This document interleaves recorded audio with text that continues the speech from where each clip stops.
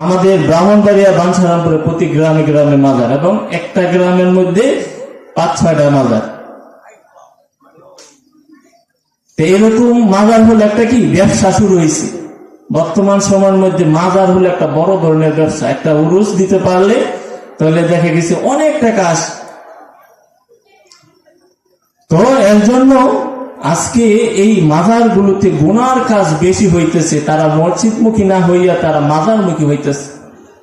বন্ধরা এই মাজারগুলা দিতেছে। বন্ধ পীরের মাজারেতে হাই কি সব চলছে ভাই, ইমানের কি কোনো মূল্য নাই, দুঃখে ময়রা যায় বন্ধ পীরের মাজারেতে হাই।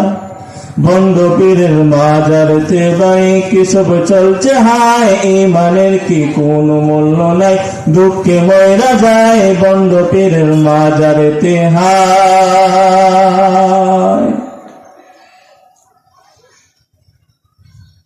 তো এরকম ভাবে এই বন্ধ পীরের মাজারেতে কি হয়, অশ্লীল কাজকর্ম হয়। কিছু আছে এই মাজারে গিয়া এই বলে যে ছেলে মেয়ে চায়, যাদের ছেলে মেয়ে হয় না, এরকম মাজারে গিয়া যে বলে হে বাবা আমার ছেলে হইতেছে না, ছেলে দাও। তারপরে বলে যে আমার ব্যবসা বাণিজ্য কোনো উন্নতি হইতেছে না, উন্নতি করে দাও, ব্যবসা বাণিজ্যের জন্য ভালো হয়, এরকম চায়। তো এইগুলা যারা করে তারা কি, তারা নিজেরাও যারা মাজারের সাথে জড়িত তারাও জাহান্নামী, এবং যারা ওইখানে গিয়ে চাইবে তারাও জাহান্নামী। জাহান্নামীদের স্তর হবে জাহান্নামের এই গুনাহগারদের যারা শিরিক করবে। আল্লাহ তাআলা বলেন যে হে বান্দা, তুমি যদি আসমান পরিমাণ গুনাহ নিয়ে আমার দরবারে উপস্থিত হও, তারপরও আমি তোমাদেরকে ক্ষমা করব। তুমি যদি ফিরে আসো, যদি ওইখানেই থাকে, কিন্তু আল্লাহ ক্ষমা করবে না। ওইখান থেকে এসে কি করতে হবে, তওবা করতে হবে। তো ওইখান থেকে এসে যদি তওবা করে, তাহলে আল্লাহ বলছেন যে আসমান পরিমাণ যদি গুনাহ নিয়ে আসো, তারপরও আমি তোমাদেরকে ক্ষমা করে দিব। এরকম অনেক নজির আছে যারা নাকি ফিরে আসছে শেষ সময়ে। হযরত মুসা আলাইহিস সালামের জমানায় এক নাফরমান এত বেশি গুনাহ করত, সমাজের মানুষ তাকে সমাজ থেকে বের করে দিয়েছে। সে অন্যায় জুলুম করত, গুনার কাজ করত। তো সমাজের মানুষ তাকে যখন বের করে দেয়, সে এরকম জঙ্গলার মধ্যে চলে যায়, ওইখানে অসুস্থ হয়ে যায়। অসুস্থ হওয়ার সময় সে যখন মৃত্যুর কোলে ঢলে পড়ে, তখন আল্লাহ তাআলার কাছে ডাক দেয়, বলে হে পৃথিবীর মালিক আল্লাহ, ওগো আল্লাহ, সময় থাকতে আমি কি তোমাকে ডাকি নাই?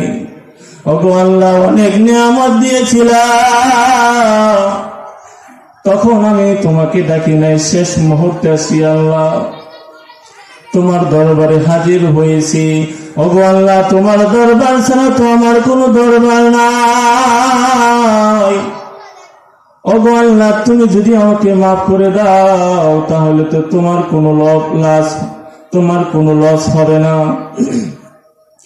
আর তুমি যদি আমাকে মাফ করে জান্নাত দিয়ে দাও, তাহলে তো তোমার কোনো ক্ষতি হবে না। ওগো আল্লাহ, তুমি আমাকে মাফ করে দাও। এরকম ভাবে সে যখন আল্লাহর দরবারে কান্নাকাটি করে, তখন আল্লাহ তাআলা হযরত মুসা আলাইহিস সালামকে পাঠায়। মুসা আলাইহিস সালামের কাছে ওহী পাঠায়, হে মুসা পয়গম্বর, তুমি যাও অমুক জঙ্গলে যাও, দেখবা আমার এক পেয়ারা বান্দা মারা গেছে, তাকে ওইখান থেকে আনিয়া তাকে জানাজা পড়াইয়া দাফন দিয়ে দাও। তখন মুসা আলাইহিস সালাম চলে গেলেন জঙ্গলের ভিতরে। গিয়ে দেখেন জঙ্গলের ভিতরে অন্ধকার রজনীতে একটা নূর চমকাইতেছে।